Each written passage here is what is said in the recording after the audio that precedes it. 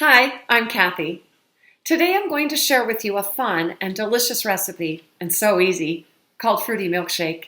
You can have your kids involved with you, and it only takes some simple ingredients you probably have on hand. Fruit, fresh, frozen, canned, whatever you can find, and milk. Let's get started.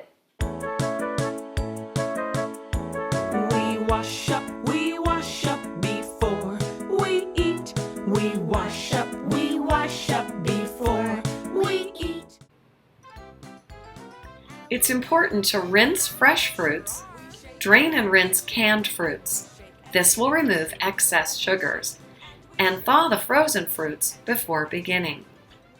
Allow children to use plastic knives and cut the fruit themselves. Experts agree it is the adult's job to plan healthy meals and snacks for children.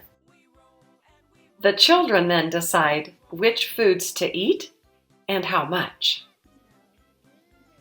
Once the fruit is chopped, place it into a plastic bag, seal tightly, and let the children squish the fruit.